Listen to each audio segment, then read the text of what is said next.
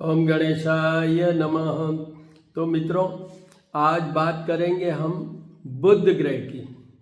बुध ग्रह ने 6 नवंबर को राशि परिवर्तन किया है और वो वृश्चिक राशि पे आए हैं।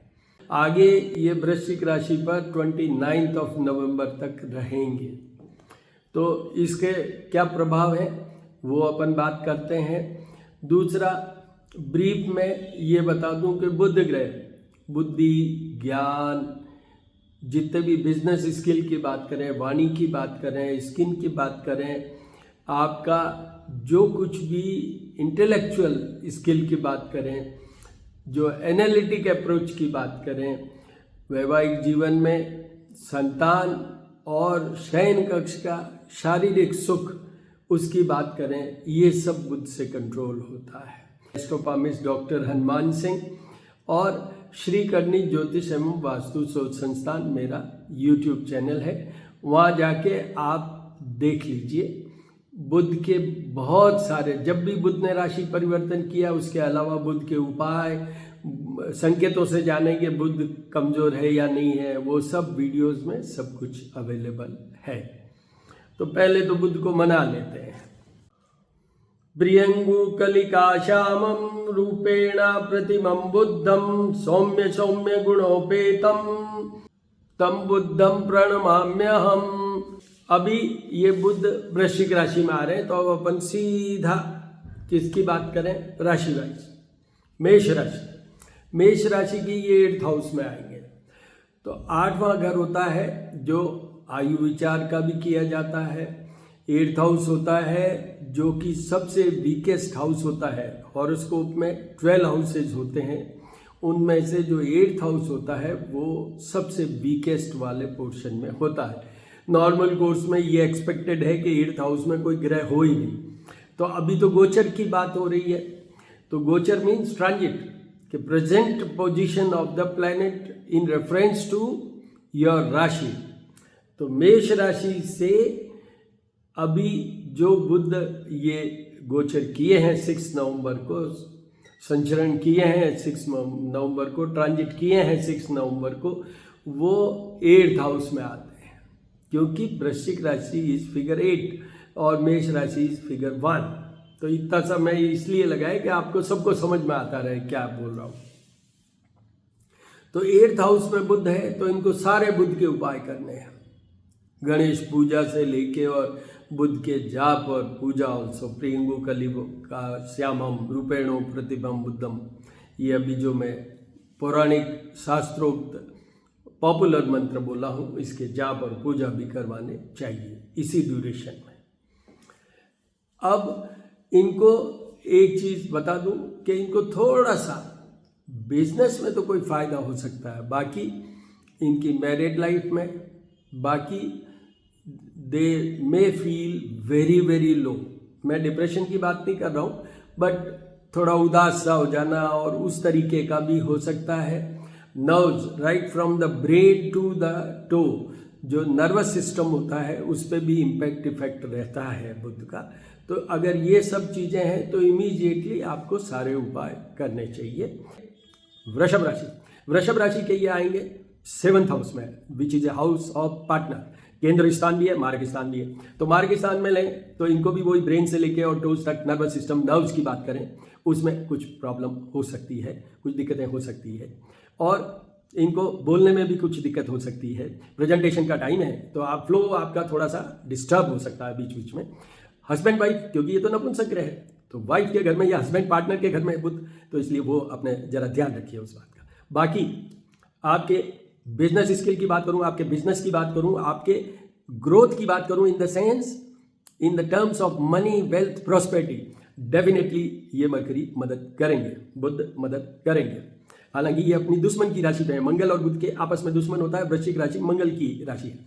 एनीवे, कंफ्यूज नहीं होना। आपको भी उपाय करने चाहिए नीड बेस, जैसे जो गणेश जी की पूजन और जो इनिशियल, जो बेस्ट ऑफ द बेस्ट उपाय होते हैं वो तो आपको करने हैं। जो सेकंड या लास्ट बेस्ट, जो जाप और पूजा की बात है, वो आप नीड बेस रखिए। अगर डिफिकल्टी हो तो वो करिए, करवाइए, वो ब्राह्मणों से ही होना है, अदरवाइज नहीं होना है। ये वृषभ राशि। उसके बाद में मिथुन राशि। मिथुन राशि के 6th हाउस में आएंगे। तो यहाँ पर वो सारे जितने भी मैंने जैसे मेष राशि वालों के 8th हाउस में कहा, वो सब क्या ब्रेन टू टो, नर्व्स की बात करें, स्किन की बात करें, प्रेजेंटेशन की बात करें, वाणी की बात करें, शत्रुओं की बात करें, इन सब में प्रॉब्लम। और सामने 12th हाउस है शयन कक्ष, तो वहाँ पर हस्बैंड वाइफ रिलेशनशिप की बात करें, वो भी फिजिकल रिलेशनशिप की बात करें, तो उसमें डिफिकल्टी आ सकती है। इनको भी सारे उपाय करने हैं। उसके कर्क राशि के ये 5th हाउस में, तो 5th house which is a house of performance, output, love life, money. तो ये जो मनी वाली बात, आउटपुट, परफॉर्मेंस, ये सब में तो फर्स्ट क्लास चलेगा। बट जो इनकी लव लाइफ की बात की, एक संतान का भी है, तो संतान को भी थोड़ा कमजोरी महसूस हो सकती है। अगर आप कोई बच्चे का प्लान कर रहे हैं तो अभी इस 29 नवंबर तक मत कीजिए। दूसरा, उनकी संतान को अगर कोई प्रॉब्लम हो तो उपाय करें, अदरवाइज उनको कोई उपाय करने की जरूरत नहीं है। उसके बाद में आइए सिंह राशि। सिंह राशि के 4th हाउस में आएंगे, तो 4th हाउस में it's a house of happiness, pleasure, mother का घर, प्रॉपर्टी का घर। तो कुछ कुछ फायदा ये दे सकते हैं। जैसे प्रॉपर्टी की बात करूँ, वो दे सकते हैं। सामने 10th हाउस है, तो जॉब में भी ये थोड़ा फायदा दे सकते हैं।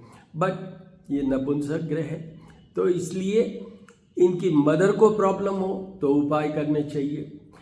और मदर से एक चीज और संबंध आता है, वो आता है आप उनकी संतान है, तो आपको भी फिजिकल प्रॉब्लम हो, डिस्ट्रेस हो, may be because of your mother और may be your mother in distress because of you, समझने वाली बात है, तो आपको उपाय करना है, अदरवाइज नहीं करना है। उसके बाद में आइए कन्या राशि। कन्या राशि की ये 3rd हाउस में आएंगे, तो 3rd हाउस में आएंगे, इनकी शॉर्ट ट्रेवल हो सकती है, इनकी बुद्धि थोड़ी कंफ्यूज स्टेज में आ सकती है, घूमते फिरती ऐसा कुछ हो सकता है। और ये बात डेफिनेट है कि इनका status in terms of wealth wise, money wise, earning wise, ये डेफिनेटली बढ़ेगा, कुछ हद तक तो बढ़ेगा ही। बाकी ये 3rd हाउस में आपको ट्रेवल भी करवा सकते हैं, वेस्टलेस ट्रेवल भी हो सकती है, और आपके कोई रिलेशनशिप है तो उसमें चेंज हो सकता है, टूट सकता है, तो उनको भी ये जो मैंने कहा है जिसमें कि टूट सकता है, ऐसा हो सकता है, तो जो नेगेटिव वाली बातें हैं उसके अगर ऐसा हो तो नीड बेस पे उनको भी उपाय करने चाहिए। उसके बाद में आइए तुला राशि। तुला राशि के 2nd हाउस में आएंगे, तो यहाँ पर धन की बात करें, उसमें कोई कमी नहीं रहेगी। इनकी डेफिनेटली मनी का जो ग्रोथ है होगा ही होगा। You will get something good, मतलब या तो आपका ऐसा कुछ आप सोच लेंगे जिससे कि आप व्यापार या जॉब को ऐसा सोचेंगे उसके बारे में जिससे आपका फाइनेंशियल गेन हो। ये पक्का पक्का है, तुला राशि का फाइनेंशियल गेन होने का ही पीरियड है। या तो गेन हो जाएगा या you will enter in the pipeline of the gain, मतलब आपका कुछ काम ऐसा आपके दिमाग में आएगा कि आप कर लेंगे और उससे आपको फाइनेंशियल गेन होगा इन द सब्सिक्वेंट टाइम, आने वाले समय में। तो तुला राशि की ये है। तुला राशि को एक ही चीज ध्यान रखनी, क्योंकि बुध मंगल की राशि पे है, मंगल और बुध के दुश्मनी है और ये वाणी का घर है, तो आपकी ईगो को कंट्रोल रखिएगा। You should not behave in A rough manner, क्योंकि मंगल है वो एग्रेसिव लाता है, एग्रेशन लाता है, तो ये ध्यान रखिएगा। उसके बाद आइए वृश्चिक राशि। वृश्चिक राशि के तो ये स्वयं की राशि पे आएंगे। अभी तक इनके 12th हाउस में थे तो बहुत खराब थे 6 तारीख से पहले, अब उनके थोड़ा सा रिलीफ होगा। इनको थोड़ा एग्रेशन का ध्यान रखना है। सामने पार्टनर का घर है, तो वहाँ पर आपस में आपके और आपके रिलेशनशिप जिनसे भी हैं, हस्बैंड वाइफ और अदरवाइज, उनमें कुछ प्रॉब्लम हो सकती है। अगर ऐसा हो तो आपको उपाय करना है, अदरवाइज आपको पैसों के मामले में, एडमिनिस्ट्रेटिव स्किल की बात में, या आपके बिजनेस स्किल की बात में, आपके कॉन्फिडेंस की बात में, उसमें आपको कोई उपाय नहीं। उसके बाद आइए धनु राशि। धनु राशि के ये जाएंगे 12th हाउस में, which is house of loss. तो हाउस ऑफ लॉस में क्या है, हाउस ऑफ लॉसेज में क्या है, एक है पैसा और एक है शरीर।